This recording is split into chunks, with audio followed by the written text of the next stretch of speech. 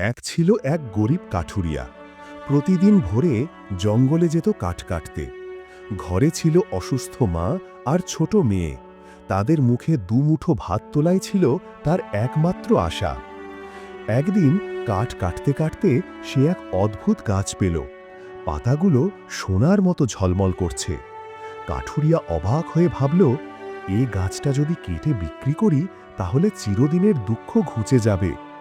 কিন্তু হঠাৎ গাছটা নরম কণ্ঠে বলল, আমাকে কেটো না কাঠুরিয়া, আমি তোমার জীবনের পরীক্ষা। কাঠুরিয়ার চোখে জল চলে এলো। সে কুড়াল নামিয়ে বলল, আমি তোমাকে কষ্ট দেব না, আমি শুধু আমার পরিশ্রমেই বাঁচব। পরদিন সকালে সে জঙ্গলে এসে দেখে সেই গাছের নিচে রাখা এক ঝুড়ি কাঠ, আর কাঠগুলোর ভেতর লুকানো সোনার কয়েন। গাছের কণ্ঠ ভেসে এলো বাতাসে, যে লোভ ত্যাগ করে সেই সত্যিকারের ধনী। শিক্ষা: লোভ মানুষকে অন্ধ করে, কিন্তু সততা তাকে আলোকিত করে।